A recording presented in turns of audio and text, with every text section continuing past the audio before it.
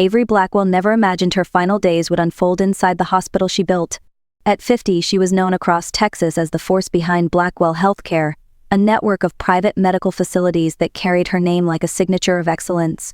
Now she lay beneath soft white lights, no longer the woman who signed contracts and built empires, but a fragile patient losing ground to time. The air inside her suite felt heavy, like something unseen had shifted. Nurses who once greeted her with bright voices now moved quietly, eyes lowered, steps softer than usual. The room was filled with flowers, cards, and machines, yet everything tasted of silence and endings. No one needed to say the words. She could see the truth written in their careful movements. Avery had power once. She made decisions, influenced boards, built wings of this very building.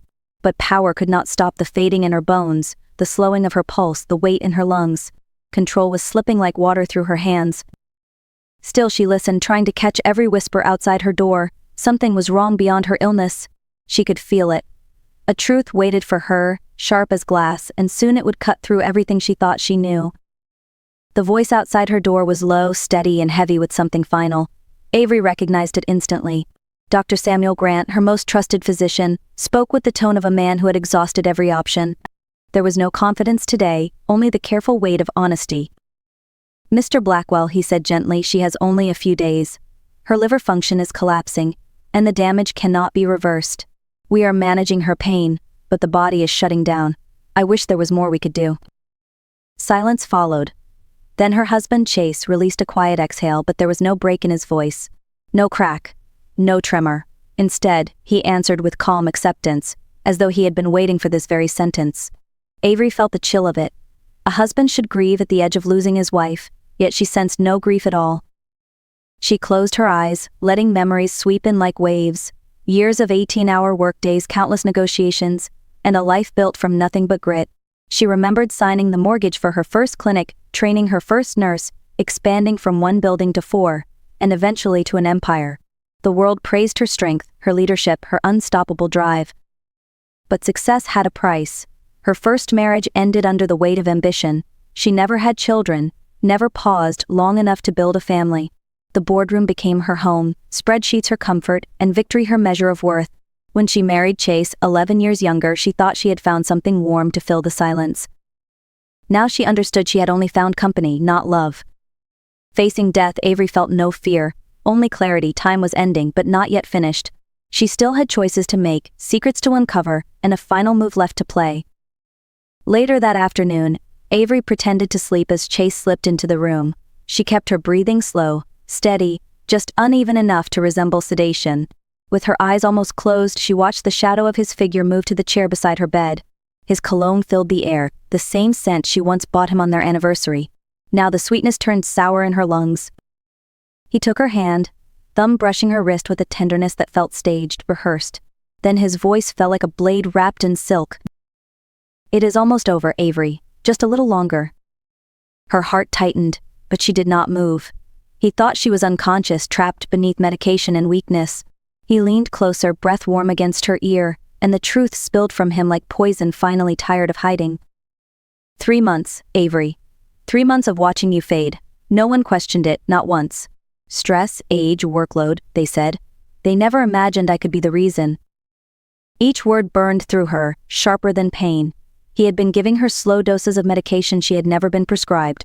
A poison disguised as care. He spoke of it almost proudly, like a man admiring his own patience.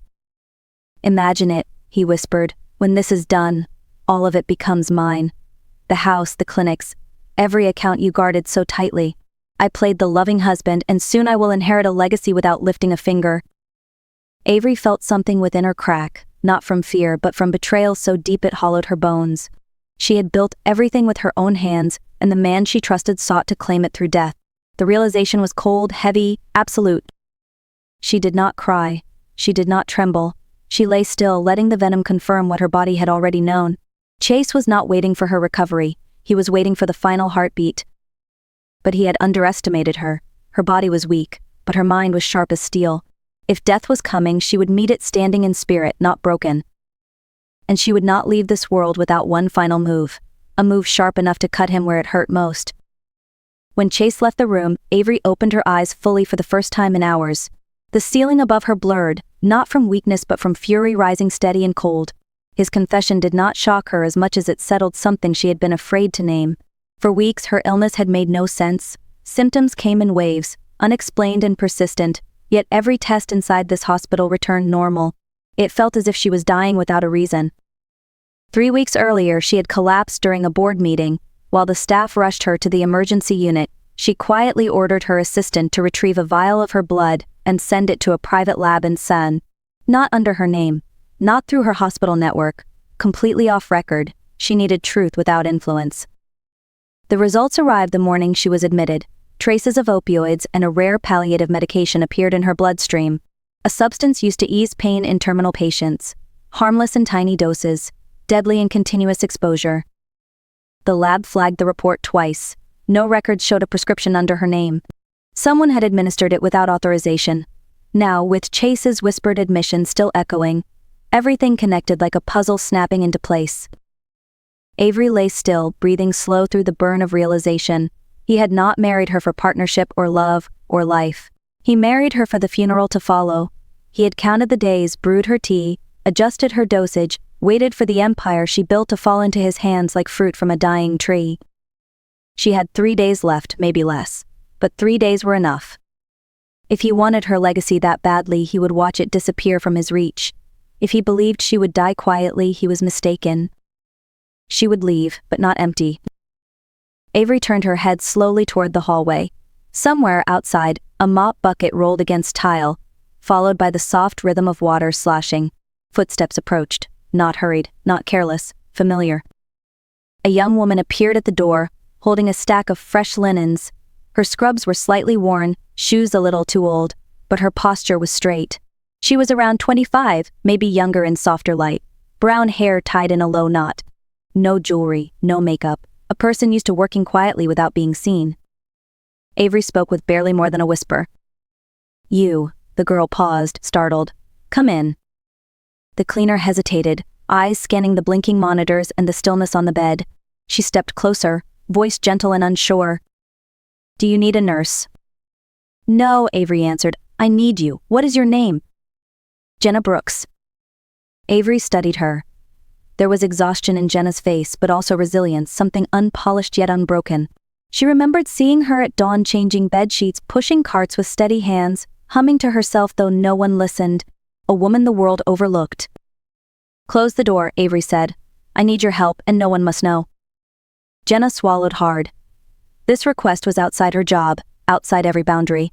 But something in Avery's tone left no room for refusal. She shut the door, nervous fingers gripping the handle. Avery continued, voice thin but controlled. "My phone is in the drawer beside you. Call Ethan Cole, my attorney. Tell him I am fully conscious and he must come right away. Bring a public notary. It is urgent." Jenna blinked, overwhelmed. "I could lose my job. I could get fired for touching a patient's phone."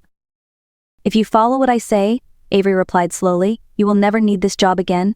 I will make sure of it. I know you are paying loans from your mother's hospice care. I know you live in a shared room and work night shifts to afford groceries." Jenna froze. Her secrets were laid bare like open pages. Avery held her gaze, fragile body anchored by iron will. "Help me, Jenna, and I will rewrite your life." Jenna stood still for several seconds, shaken by the weight of what she had just heard. Then, with trembling hands, she reached for the phone in the drawer. She found the contact labeled Ethan Cole and pressed call. Each ring felt like a countdown. When the attorney answered, Jenna's voice was unsteady but clear. "Mr. Cole, Avery Blackwell is asking for you. She is conscious. She needs you here immediately. Personal matter." She said the words exactly as instructed, like repeating a sacred code. Moments later, Avery held the phone herself, voice fragile but unwavering. "Ethan, listen carefully. I need a new will today. Bring a public notary and a doctor who can certify my mental capacity. No one from this hospital. Quietly." There was a pause on the line. Then Ethan replied with steady focus. "I am coming. Give me 1 hour." Time passed heavily, like thick air settling. Avery fought to stay awake. Pain rippled through her, but determination anchored her in place. She watched Jenna sit in the corner, hands clasped, frightened yet loyal. Exactly 1 hour later, footsteps approached brisk, purposeful. Ethan Cole entered with a notary, a psychiatrist, and his assistant. He greeted Avery with respect and immediate comprehension. He could see the urgency in her eyes. Avery did not waste breath. She told them about the poisoning, the secret lab results, Chase's whispered confession. Every detail sharp, controlled. Ethan's jaw tightened as he listened. "We will secure the evidence," he promised. "But first, the will." The notary prepared documents on a portable tablet. The psychiatrist evaluated Avery's orientation with careful questions: year, location, name of the current president. Avery answered each without falter. Certification signed. When asked who would inherit her estate, Avery raised her hand weakly and pointed to Jenna. The room fell silent. "All assets in my possession," Avery stated, "are to be transferred to Jenna Brooks. My properties, accounts, and business holdings, she will govern them. Chase Blackwell receives nothing." Jenna covered her mouth, stunned. She did not speak, only watched Avery with wide, disbelieving eyes. The notary recorded signatures. Ethan filmed the moment for undeniable proof. Witnesses signed. The seal pressed. The new will existed. Shortly after midnight, Avery exhaled one final slow breath. No struggle, no cry. Her face softened, free of fear. She had completed her last act. Down the hall, Chase wept loudly for show. Staff offered sympathy, unaware that his victory had already vanished from his grasp. Upstairs, Jenna Brooks stood beside the bed, tears silent and steady. She whispered, "I will not fail you." The morning sun rose crisp and bright over Dallas as Chase Blackwell walked into the notary's office dressed in a tailored navy suit, polished shoes, and a confidence he believed he had earned. He greeted the staff with the ease of a man certain the world belonged to him. He had rehearsed his acceptance speech, imagined camera flashes, pictured board members bowing to their new leader. He was ready to collect his fortune. Ethan Cole was already seated inside, hands folded, eyes unreadable. Jenna sat beside him, small and quiet, wearing a plain blouse and jeans. Chase barely glanced at her, assuming she was a part of housekeeping or perhaps a clerical assistant summoned for paperwork. The notary cleared his throat, calm and formal. "We are gathered to review the last will and testament of Avery Blackwell, executed one day before her passing." Chase's smile widened. He leaned back, waiting to hear his name. Instead, the notary continued. "Avery Blackwell leaves the entirety of her estate, including her medical companies, properties, financial holdings, and personal assets to Jenna Brooks, witness present." Chase blinked, as if the room had tilted. He sat forward slowly. "I am sorry, could you repeat that?" The notary read the clause again. Every word was clear. Every syllable was a blade. "Jenna Brooks inherits all." Chase stood abruptly, chair scraping harshly against the floor. His voice shook with rage. "This is absurd. She barely knew her. I was her husband. I was there through everything." Ethan's tone remained steady. "You were present when she declined. You will be present now as she rises through you." Chase slammed his fist on the table. "I will contest this. She was medicated. She was incoherent. This will is invalid." Ethan slid documents forward: the medical certification, the video of the signing, the notary's seal, the witness signatures. "She was fully conscious," Ethan said. "Fully aware. Legally sound." Chase's fury cracked into panic. He looked at Jenna for the first time, truly seeing her not as a worker, but as the woman who now held everything he tried to kill for. His voice fell to a whisper only she could hear. "This is not over." Jenna did not flinch. The news of the will spread through the business community within days. Investors called, reporters emailed, and former colleagues whispered with disbelief. A cleaning worker now owned a medical empire. Some saw miracle, others saw scandal. But only one man saw loss carved into bone. Chase Blackwell. He sat alone in the mansion Avery once filled with purpose, lights dim, curtains drawn like funeral cloth. The silence was unbearable. He poured whiskey into a crystal glass and watched the amber swirl as if it could give him a different truth. He had spent years waiting for Avery to weaken, years feeding her poison like devotion. Now the legacy he killed for belonged to a woman who collected discarded gloves and emptied trash bins. His pride could not swallow it. His greed could not release it. He hired 2 private operatives, men who moved quietly and spoke little. Their job was simple: find Jenna Brooks, pressure her, break her down, force her to sign away the fortune. It took them a week to track her workplace. Jenna was trying to keep her life small, working part-time at a local pharmacy in Fort Worth while legal processes continued. She stocked shelves, scanned prescriptions, smiled politely through exhaustion. Money had changed her future, but not her heart. One evening as she left work, Chase waited beside the parking lot. He stood beneath a street lamp, face shadowed, tone smooth as silk stretched too thin. "Jenna, we should talk." She froze. He offered her a folder. "Sign this renouncing your inheritance and I will give you $300,000 today. No more threats, no more attention, no more danger, just silence and freedom." Jenna's pulse thundered, but her voice remained steady. "Avery trusted me. I will not betray that." Chase softened his smile, but his eyes sharpened. "Then you will regret this decision." Before she could move, one of the men behind him stepped forward in warning. Jenna backed away, breath quick and shallow. Suddenly headlights flashed across the lot. Ethan Cole and private investigator Sam Doyle stepped out of a black sedan. Sam lifted his phone, voice firm. "We heard everything. This conversation is recorded." Chase's confidence flickered. He stepped back, jaw tightening. The game had begun, and he was no longer the only one playing. The failed confrontation only fueled Chase's desperation. He knew Jenna was protected now, watched, advised, prepared. The window to recover the fortune was closing fast.